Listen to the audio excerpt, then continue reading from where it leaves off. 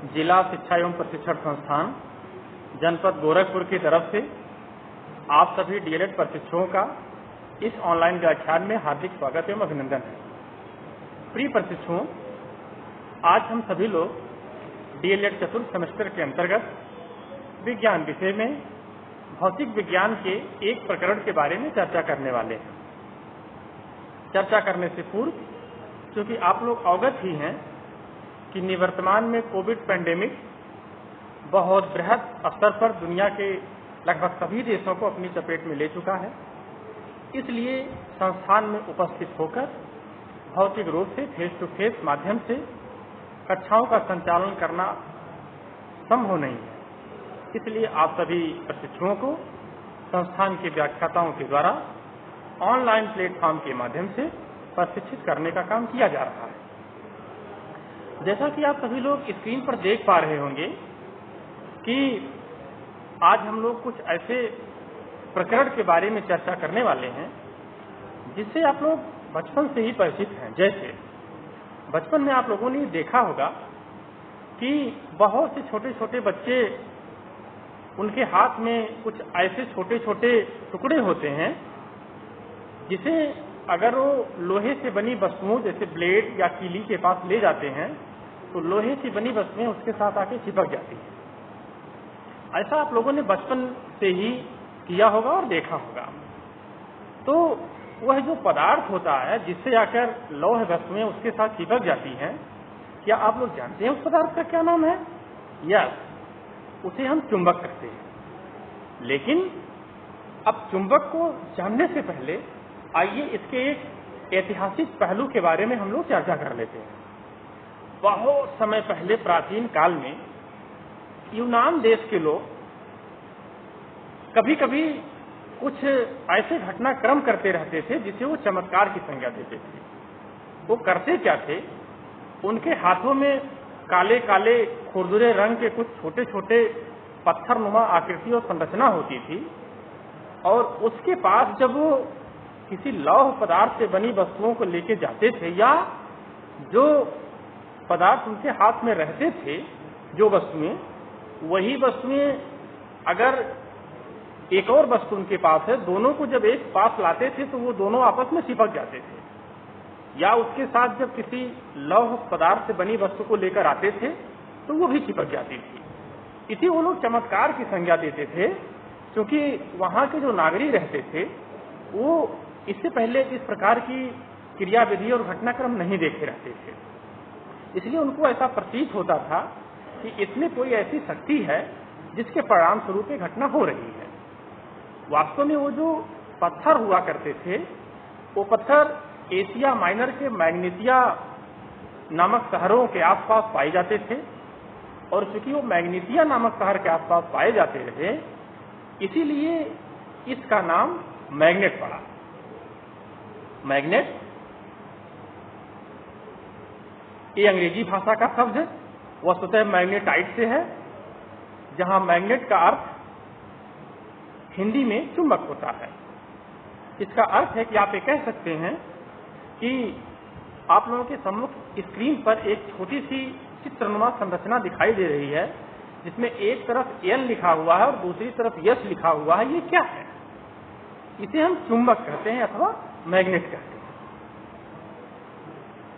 अब जब हमने ये जानकारी प्राप्त किया कि यही चुंबक है, तो अब आइए हम लोग ये जानने का प्रयास करते हैं कि चुंबक कितने प्रकार के होते हैं।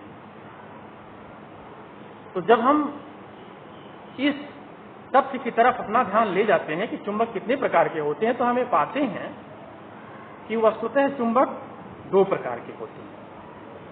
ये दो प्रकार के कौन से चुंबक होते हैं?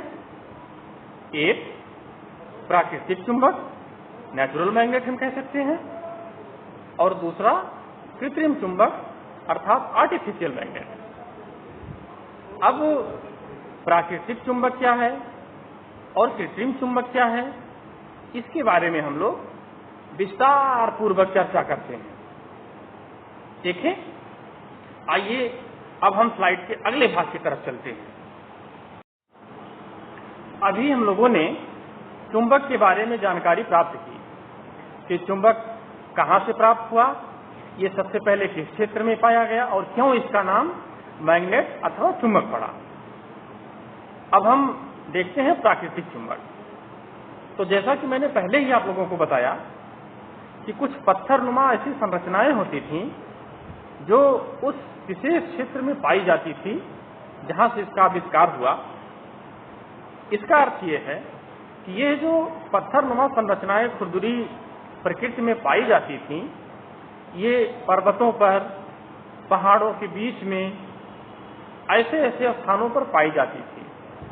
और वास्तविकता ये है कि ये बड़ी आसानी से के साथ उपलब्ध नहीं होती थी, बल्कि कोई यात्री या कोई पर्वतारोही जब उस क्षेत्र में जाते थे और अचानक से उनको अगर इस प्रकार की चीजें कहीं दिखाई दे जाती थी, तो अगर वो उनको अपने हाथ में उठा लेते थे और उत्सुकता बस अगर उन्हें प्रतीत होता था कि इसको हम अपने साथ लेके चलते हैं तो हो सकता है इससे कुछ हमें लाभ हो जाए, तब वो लेके आते थे। और धीरे धीरे धीरे धीरे जब उस क्षेत्र में ये सारी चीजें फैलने लगी तो बहुत सारे लोग इसकी खोज भी करने लगे और इसको प्राप्त करने लगे। फिर धीरे धीरे ये अवधारणा बदल गई कि ये चमत्कार है, बल्कि ये धीरे धीरे वैज्ञानिक प्रवृत्ति लेने लगी। आप लोग स्क्रीन पर चित्र 1 देख पा रहे होंगे, यही प्राकृतिक चुंबक है। इस प्रकार से हमें कह सकते हैं कि प्राकृतिक चुंबक प्रकृति में स्वतंत्र रूप से पाए जाते हैं और इसकी सबसे खास विशेषता ये होती है कि इन्हें हम इच्छानुसार आकृति नहीं दे सकते हैं, बल्कि इनकी जो आकृति हमें प्राप्त होती है लगभग वही आकृति हमारे पास रहती है, या हम इसे अगर तोड़ के छोटे छोटे भागों में कर लें तो जो आकृति हमें प्राप्त होती है लगभग उसमें चुंबकत्व का गुण पाया जाता है। अब यहाँ पर एक तथ्य ये उठता है कि चुंबकीय पदार्थ क्या होते हैं। तो हम ये कह सकते हैं कि वे पदार्थ जिनके अंदर चुंबकत्व का गुण पाया जाता है, ऐसे पदार्थों को हम चुंबकीय पदार्थ कहते हैं, जैसे लोहा, निकल आदि। कृत्रिम चुंबक। अब हम कृत्रिम चुंबक के बारे में चर्चा करते हैं कि कृत्रिम चुंबक क्या होता है। तो जिस प्रकार से प्राकृतिक चुंबक प्रकृति में स्वतः ही हमको प्राप्त हो जाते हैं, उस प्रकार से कृत्रिम चुंबक हमें स्वतः प्राप्त नहीं होते हैं, बल्कि इन्हें हम अपनी प्रयोगशालाओं में विभिन्न वैज्ञानिक एवं तकनीकी परिप्रेक्ष्य में इनका निर्माण करते हैं। इसका अर्थ यह है कि यह मानव निर्मित होते हैं। इन्हें विभिन्न प्रकार के आकार और विभिन्न प्रकार के आकृतियों का रूप देते हुए हम इन्हें बना सकते हैं। जैसे आप इनको जब देखेंगे तो हमें कह सकते हैं कि ये कुछ इस प्रकार से होते हैं, जैसे दंड चुंबक अथवा बार मैग्नेट इन्हें कहते हैं, नाल चुंबक या फॉक थ्रू मैग्नेट हम इन्हें कहते हैं, गोलीय चुंबक, इसके अलावा चुंबकीय सुई और चुंबकीय कंपास। इस प्रकार से इनके भिन्न भिन्न रूप होते हैं। तो सबसे पहले हम लोग ये जानने का प्रयास करते हैं कि दंड चुंबक अथवा बार मैग्नेट क्या होता है। आप लोग स्क्रीन पर चित्र 2 को देख पा रहे होंगे। लगभग ऐसा ही चित्र पिछली स्लाइड में भी था। आप लोग यहाँ पर देख पा रहे होंगे कि ये दंडाकार आकृति का होता है और यह घनाभ के रूप में व्यवस्थित किया गया है।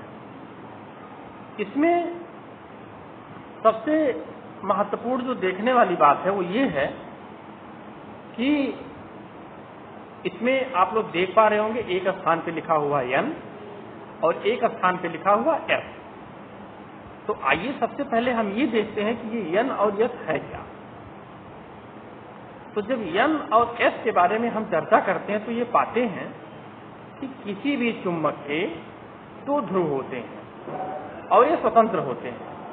जिसमें से एक ध्रुव को हम यन ध्रुव अथवा नॉर्दर्न पोल अथवा उत्तरी ध्रुव कहते हैं, इसे हम यन से प्रदर्शित करते हैं, और दूसरे ध्रुव को हम दक्षिणी ध्रुव कहते हैं, इसे हम यस अक्षर से प्रदर्शित करते हैं। और यन और यस ध्रुव ये स्वतंत्र होते हैं। अभी हम इसके बारे में आगे चर्चा करेंगे कि ये कैसे स्वतंत्र होते हैं, या हमारा एक पूर्ण चुंबक किस प्रकार का चुंबक पूर्ण चुंबक के रूप में होता है, इसके बारे में हम अगली स्लाइड में चर्चा करेंगे। तो चूंकि जो दंड चुंबक हमारा है ये घनाभ की आकृति का, दंडाकार आकृति का, इसलिए हम इसे दंड चुंबक कहते हैं। अब हम चित्र 3 को देखते हैं। ये हमारा नाल चुंबक है। इसे नाल चुंबक क्यों कहा गया? क्योंकि यह नाल के आकार का है, हॉर्सशू के आकार का है, और इसे हम दूसरे शब्द में कह सकते हैं कि ये अंग्रेजी के यू अक्षर के शेप में है, बना हुआ है। यहां पर भी आप देख पा रहे होंगे कि इसके एक तरफ एन लिखा हुआ है और दूसरी तरफ इसके एस लिखा हुआ है। इसका अर्थ यह है कि यहां पर भी हमको उत्तरी ध्रुव और दक्षिणी ध्रुव प्रतीत हो रहा है। अब जब हम चित्र 4 की तरफ देखते हैं तो चित्र 4 हमारा ये किस आकृति का है आप लोग देख पा रहे होंगे, जरा बोलें। यस, ये गोलीय आकृति का है। तो चूंकि ये गोलीय आकृति का है इसलिए हम इसे गोलीय चुंबक कहते हैं। अच्छा, आप लोग जानते होंगे कि ये गोलीय चुंबक कहाँ कहाँ प्रयोग होते हैं। क्या आप लोगों ने कभी देखा है? बिल्कुल आप लोगों ने देखा होगा। जैसे अगर आप लोग छोटे रहे होंगे या अभी भी आप लोगों के घरों में अगर पुराने कोई रेडियो सेट हों जो खराब हो गए हों, और आप लोग उस रेडियो सेट को कभी खोलें उचित तरीके से, तो उसमें एक स्पीकर लगा होता है जहां से आवाज बाहर प्रसारित होती है। उस स्पीकर को जब आप तोड़ेंगे या देखेंगे, उसका अवलोकन करेंगे, तो आप देखते होंगे उस स्पीकर में पीछे की तरफ यही गोलीय चुंबक गोलाकार आकृति का उसमें लगाया गया होता है। इसके अलावा और इसे आप कहां कहां देख सकते हैं? आपकी जो मोबाइल फोन है, जिस मोबाइल फोन के माध्यम से आप बात करते हैं, इस मोबाइल फोन में भी चूंकि जब आप फोन करते हैं तो एक तो आप यहां से बोलते हैं और आपकी आवाज ट्रांसमिट होके दूसरे मोबाइल के उपयोगकर्ता के पास जाती है, और वो जब वहां से आपकी बातों का उत्तर देते हैं तो उनकी आवाज आपको सुनाई देती है। कहां? आपके कान के पास सुनाई देती है। इसका मतलब यह है कि आपके मोबाइल फोन में जो हिस्सा बात करते समय कान की तरफ रहता है, वहीं पर एक छोटा सा स्पीकर, वैसे ही जैसे रेडियो सेट का था वैसे ही लगा होता है। तो कभी भी आप लोग मोबाइल फोन अगर जो खराब हो गया हो और उसे रिसाइकिल नहीं किया जा सकता हो, या कभी आप मोबाइल के मैकेनिक की दुकान पर जाएं, तो उस दुकान पे आप जाकर वो मैकेनिक अगर कोई किसी उपभोक्ता के मोबाइल फोन को अगर खोल रहे हो, तो वहां पर आप लोग थोड़ा सा देखें कि स्पीकर में क्या इस प्रकार का गोलीय चुंबक छोटा सा लगा होता है। आप लोग पाएंगे कि बिल्कुल ही लगा होता है। इसी तरह से ध्वनि प्रसारित कोई भी यंत्र रहता है, लाउड स्पीकर रहता है, साउंड सिस्टम रहता है, तो वहां पर जहां पर स्पीकर लगा होता है वहां प्रत्येक स्थान पर इस प्रकार का गोलीय चुंबक उसके साथ स्थापित किया गया होता है। तो आप लोगों ने चूंकि ये देखा कि कृत्रिम चुंबक हमारे विभिन्न आकृतियों में पाए जाते हैं, तो चूंकि ये विभिन्न आकृतियों में पाए जाते हैं तो निश्चित ही इनका अलग अलग प्रयोजन होता है जिसके उद्देश्यों की पूर्ति करने के लिए बनाए जाते हैं, और इसे हम अपने प्रयोगशालाओं में मशीनों की सहायता से विभिन्न प्रविधियों का उपयोग करते हुए बना लेते हैं। आइए स्लाइड के अगले भाग की तरफ चलते हैं। चुंबक के आकर्षण एवं प्रतिकर्षण। लेकिन इसको समझने से पहले थोड़ा सा हम लोग चुंबक के बारे में एक और गुण का अध्ययन करते हैं। आप लोग स्क्रीन पर दाहिने तरफ देख रहे होंगे, वहां पर सबसे नीचे दाहिने तरफ एक चुंबक बना हुआ है और एरो का निशान है। फिर एक चुंबक और बना हुआ है जो ऐसा प्रतीत हो रहा है कि वो बीच से कट हुआ है। आप जब इसको देखते हैं तो इसका अर्थ क्या है? इसका अर्थ ये है कि जैसे अभी मैंने आप लोगों को बताया कि चुंबक में दो ध्रुव होते हैं, एक उत्तरी ध्रुव होता है और एक दक्षिणी ध्रुव होता है। लेकिन अगर हम किसी चुंबक को तोड़ दें, वो कोई भी चुंबक हो, वो चाहे आपका दंड चुंबक हो या फिर आपका नाल चुंबक हो या कोई भी चुंबक हो, गोलीय चुंबक हो, अगर हम उसे तोड़ देते हैं या किसी कारणवश वो टूट जाता है गिरने से, तो यहाँ प्रश्न उठना स्वाभाविक है कि जब चुंबक अपने पूर्ण अवस्था में था तब तो वो पूर्ण चुंबक था, लेकिन अब ये टूट गया तो क्या ये चुंबक की भांति व्यवहार करेगा कि नहीं करेगा? ये बहुत महत्वपूर्ण तथ्य है। लेकिन इसमें ये कहना है कि यह बिल्कुल ये इसके जितने भी छोटे छोटे टुकड़े, ये 2 भाग में, 4 भाग में, 6 भाग में, 10 भाग में या इससे भी छोटे छोटे टुकड़ों में अगर टूट गया तो चुंबक का प्रत्येक टुकड़ा, ध्यान रहे यहाँ कृत्रिम चुंबक की बात हो रही है, चुंबक का प्रत्येक टुकड़ा एक पूर्ण चुंबक की भांति व्यवहार करता है। कहने का तात्पर्य है कि चुंबक के छोटे से छोटे टुकड़े में भी स्वयं ही उत्तरी ध्रुव और दक्षिणी ध्रुव अर्थात एन और एस पोल अवस्थित हो जाते हैं। इसलिए जब हम चुंबक के बारे में जानकारी प्राप्त करते हैं तो ये बहुत ही महत्वपूर्ण तथ्य आता है। अब हम ये देखते हैं कि आकर्षण क्या है और प्रतिकर्षण क्या है। इसको समझने के लिए आप लोग देख पा रहे होंगे चित्र 2 ऊपर की तरफ, चित्र 2 है लगभग स्क्रीन पर बीचों बीच में। इस चित्र में आप लोग देख रहे होंगे 2 चुंबक हैं जिसको दोनों हाथों से पकड़ा गया है, और आप देख रहे होंगे कि दोनों चुंबक में NS और NS लिखा हुआ है, लेकिन दोनों चुंबक के जो पास वाला सिरा है उसमें आप ये देख पा रहे होंगे कि एक चुंबक का S ध्रुव जो है वो दूसरे चुंबक के N ध्रुव के पास है। इसका अर्थ ये हुआ कि दोनों चुंबकों के विपरीत ध्रुव एक दूसरे के पास हैं, और जब यह घटना होती है, यह प्रक्रिया घटित होती है, तो वो दोनों चुंबक तेजी के साथ एक दूसरे में खिंच के चिपक जाते हैं। इसे हम दूसरे शब्दों में ये कह सकते हैं कि चुंबक के असमान ध्रुवों के मध्य आकर्षण का बल कार्य करता है।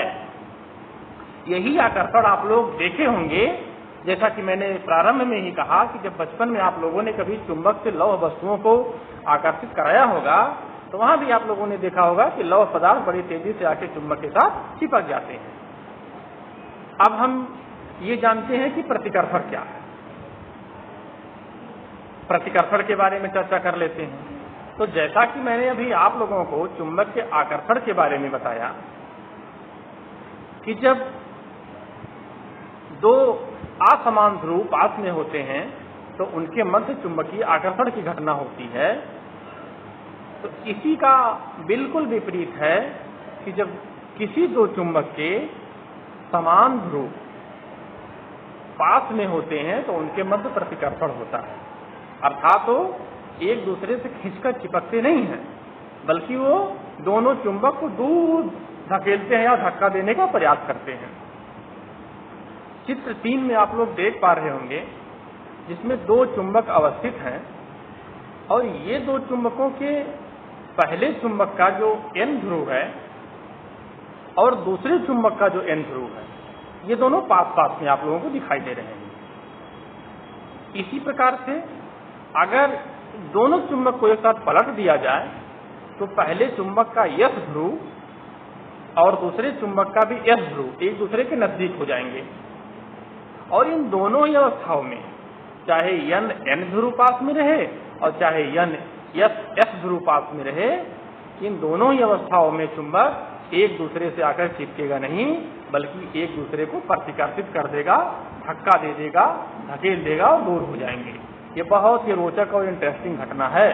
इसे आप लोग जरूर अपने दैनिक जीवन में अगर आपने नहीं किया होगा तो जरूर जाके करने का प्रयास करिएगा, और आप देखेंगे ये बहुत ही इंटरेस्टिंग घटना घटित होती है। इसलिए हम कह सकते हैं कि चुंबक के समान ध्रुवों के मध्य सदैव प्रतिकर्षण बल कार्य करता है।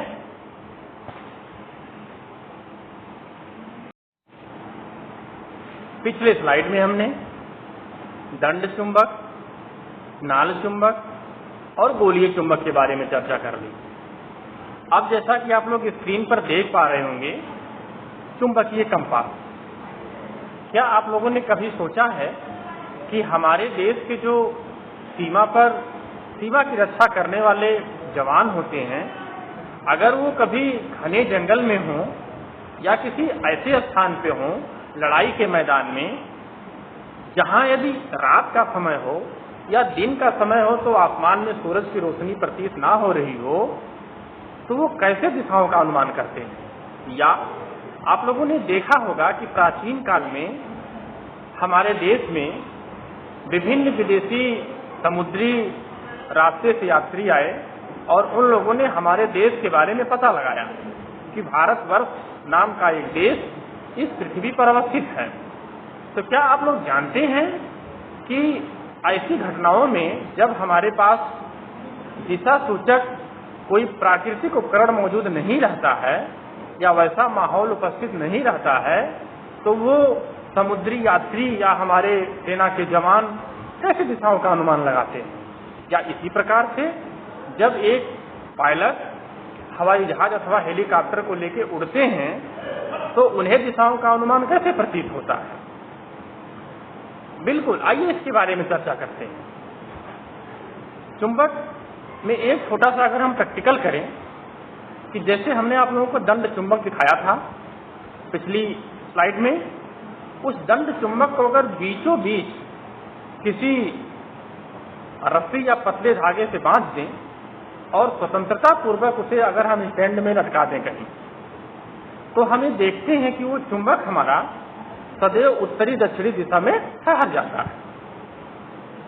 इस प्रैक्टिकल को अगर हम बार बार और अपना स्थान पृथ्वी पर बदल कर भी देखेंगे तो भी हम सदैव यही पाएंगे कि ये चुंबक जो है ये सदैव उत्तर दक्षिण दिशा में ठहर जा रहा है। इसका शाब्दिक अर्थ क्या है? इसका शाब्दिक अर्थ ये है कि हम ये मान सकते हैं कि हमारे पृथ्वी के अंदर चुंबकीय गुण मौजूद है जो अपने तल पर स्वतंत्रता पूर्वक अवस्थित लटकी हुई किसी चुंबकीय पदार्थ अथवा चुंबक को अपने चुंबकीय क्षेत्र में एक उचित दिशा में मोड़ दे रहा है। ऐसी मान्यता मानी जा सकती है कि पृथ्वी के अंदर पृथ्वी के उत्तरी ध्रुव से दक्षिणी ध्रुव को जोड़ते हुए एक विशाल चुंबक रखा हो, ऐसा प्रतीत होता है। हालांकि ऐसा है नहीं, लेकिन जब हम ये दंड चुंबक को स्वतंत्रता पूर्वक लटकाने वाला प्रयोग करते हैं तो हमें ऐसा ही आभास होता है।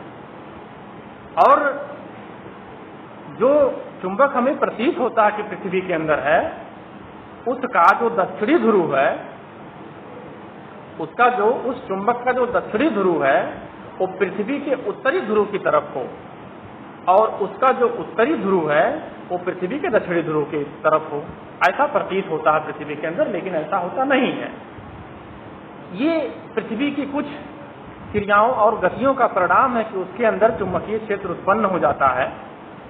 इसलिए जो हमारा दंड चुंबक स्वतंत्रता पूर्वक जब हम लटकाते हैं, जो उत्तर दक्षिण दिशा में ठहर जाता है, तो चुंबक का जो हिस्सा पृथ्वी के उत्तर दिशा की तरफ ठहरता है वो चुंबक का उत्तरी ध्रुव होता है, और जो हिस्सा पृथ्वी के दक्षिणी ध्रुव की तरफ ठहरता है, चुंबक का वो हिस्सा चुंबक का दक्षिणी ध्रुव अथवा यस पोल होता है। इस प्रकार से हम चुंबक के अंदर यन और यस ध्रुव का पता भी लगा सकते हैं। और चुंबक की इसी गुण का प्रयोग करते हुए जो हमारे चुंबकीय कंपास बनाए जाते हैं, इसमें सबसे इंटरेस्टिंग और रोचक तथ्य ये होता है कि कंपास को अगर हम पृथ्वी के तल पर कहीं पर भी रखेंगे समतल पर, तो कंपास के अंदर जो सुई बनी होती है वो सदैव उत्तर दक्षिण दिशा में ठहर जाती है। इसलिए कंपास को हम दिशा सूचक यंत्र भी कह सकते हैं कि कंपास दिशा सूचक यंत्र है। स्क्रीन पर जो आप लोग 3 कंपास की चित्रात्मक प्रस्तुति देख रहे हैं, ये तीनों कंपास एक ही प्रयोजन के लिए बनाए गए हैं। और इसमें आप लोग देख रहे होंगे, अगर हम बीच वाले चित्र की बात करें तो यहाँ पर आपको एन दिखाई दे रहा है, ये दिशा है अर्थात नॉर्थ उत्तर, एस दिखाई दे रहा अर्थात दक्षिण, ई दिखाई दे रहा ईस्ट अर्थात पूरब, W दिखाई दे रहा है अर्थात वेस्ट पश्चिम। तो कंपास की सुई को जिस अवस्था में है, कंपास को हम अगर किसी भी अवस्था में घुमा दें थोड़ा सा, या उसे गतिमान कर दें, घुमा के फिर रख दें, तो भी ये सुई सदैव उत्तर दक्षिण दिशा में ठहरेगी। इसका मतलब ये है कि सुई तो सदैव उत्तर दक्षिण दिशा में ही ठहरी है। अब कंपास को अगर हम धीरे धीरे ऐसे घुमाएं तो जो सुई की नोक आपको दिख रही है, दो नोक है, एक की तरफ आपको हल्का सा लाल कलर का पेंट लगा दिख रहा है, दूसरी तरफ आपको पेंट नहीं दिख रहा है। तो जिस तरफ आपको हल्का सा लाल रंग का पेंट लगा दिख रहा है सुई की नोक में, वो हमारी उत्तर दिशा को प्रदर्शित कर रही है। तो कंपास को हम इस प्रकार से घुमाएं कि कंपास के जो तल में यन लिखा हुआ है, यन बिल्कुल उसी सुई के लाल नोक के नीचे स्थित हो जाए। तो ऐसी अवस्था में जो कंपास का यश होगा वो सुई की नोक के दूसरी तरफ हो जाएगा।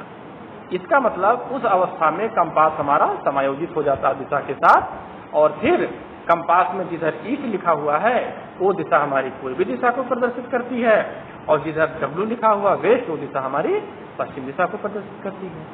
लेकिन एक जानकारी यहाँ पर मैं आपको बताना चाहता हूँ, वो महत्वपूर्ण जानकारी ये है कि कंपास से जो हम लोग दिशा ज्ञात करते हैं और जो हम लोग साधारणतया पूर्व पश्चिम उत्तर दक्षिण जानते हैं, इन दोनों में अंतर होता है। जो हमें चुंबकीय कंपास उत्तरी दिशा बताता है ये मैग्नेटिक नाप है, अर्थात चुंबकीय उत्तर है, और चुंबकीय दक्षिण इसी प्रकार से चुंबकीय पूर्व और चुंबकीय पश्चिम है। और जो भौगोलिक उत्तर दक्षिण पूर्व पश्चिम होता है ये चुंबकीय उत्तर दक्षिण पूर्व पश्चिम से थोड़ा सा अलग होता है। क्या अलग होता है? अगर हम चुंबकीय उत्तर और भौगोलिक उत्तर की बात करें तो इनके अंदर लगभग 18 डिग्री का कोण होता है। तो ये है, हालांकि कुछ किताबों में आपको ये जानकारी अलग अलग मिलेगी, लेकिन स्टैंडर्ड जो मानक है वो 18 डिग्री का डिफरेंस होता है। इसलिए आप लोग जब भी कभी चुंबकीय उत्तर या भौगोलिक उत्तर के बारे में जानकारी लें तो इसे जरूर अपने अंदर समाहित करें। तो इस प्रकार से जो ये कंपास है ये दिशा सूचक यंत्र है, और इसकी सहायता से हम किसी भी स्थान पर दिशाओं का ज्ञान कर सकते हैं। चुंबकीय बल रेखाएं। अब हम लोग चुंबकीय बल रेखाओं के बारे में जानकारी प्राप्त करते हैं। आपको स्क्रीन पर एक चित्र दिख पा रहा होगा। जिस चित्र में आप देख पा रहे होंगे एक चुंबक है, दंड चुंबक है, बार मैग्नेट। इसमें एक तरफ यन लिखा हुआ है और दूसरी तरफ यस लिखा हुआ है, और यन से आप लोग देख रहे होंगे कुछ एरो मार्क निकल रहे हैं जो यन की तरफ से निकलते हुए प्रतीत हो रहे हैं। और अगर आप इस चुंबक के यस ध्रुव की तरफ देखो तो वहां पर जो एरो मार्क आपको दिखाई दे रहे हैं वो ऐसा प्रतीत हो रहे हैं कि चुंबक के यस सिरे की ओर आके प्रविष्ट हो रहे हैं। इसे आप क्या अनुमान लगाते हैं? इससे हम ये अनुमान लगा सकते हैं कि चुंबक के अंदर या चुंबक के चुंबकीय क्षेत्र में कुछ ऐसी वक्राकार रेखाएं होती हैं जो चुंबक के उत्तरी ध्रुव से निकलती हुई और दक्षिणी ध्रुव की ओर जाकर वहां से पुनः चुंबक के अंदर प्रविष्ट करती हुई दिखाई देती हैं, या हम इनका अनुमान लगाते हैं। इन्हें हम चुंबकीय बल रेखाएं कहते हैं। विभिन्न प्रैक्टिकल के माध्यम से चुंबकीय बल रेखाओं की संरचना और इसकी स्थिति हम ज्ञात कर सकते हैं।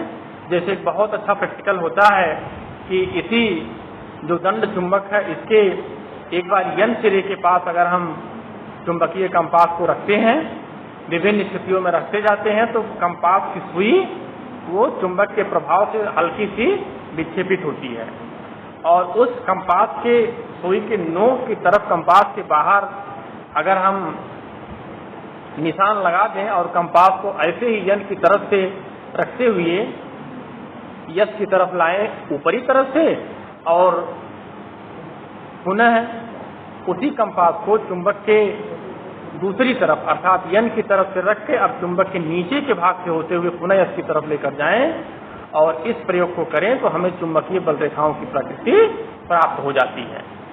यही प्रयोग करते समय हमें एक जानकारी और मिलती है कि चुंबक के अगर N और S जैसा कि आपको प्रतीत हो रहा है और N से निकलती हुई एक जो बीचों बीच की सीधी रेखा है स्क्रीन पर बाएं तरफ जा रही है, उसी रेखा पर आगे एक बिंदु ऐसा होता है अर्थात चुंबक के अक्षीय स्थिति में कि वहां कंपास को रखते हैं तो उसकी सुई में कोई विक्षेप नहीं होता है, और बल्कि अगर हम उस कंपास की सुई को किसी दूसरे चुंबकीय पदार्थ से विक्षेपित कर दें और फिर छोड़ दें तो वो सुई फिर उत्तर दक्षिण दिशा में नहीं ठहरती है और ना इस चुंबक के प्रभाव से ही उसके ऊपर कोई असर पड़ता है। उसे हम उदासीन बिंदु कहते हैं। यह चुंबक के दोनों तरफ, S की तरफ और N की तरफ, दोनों तरफ मिलता है। तो इस प्रकार से हमने देखा कि चुंबकीय बल रेखाएं सदैव चुंबक के उत्तरी ध्रुव से निकलती हुई एवं दक्षिणी ध्रुव से चुंबक के अंदर प्रवेश करती हुई प्रतीत होती है। एक और बहुत महत्वपूर्ण तथ्य इसमें आप लोगों को बताना है कि जो ये चुंबकीय बल रेखाएं होती हैं, ये एक दूसरे को कभी कट नहीं करती हैं।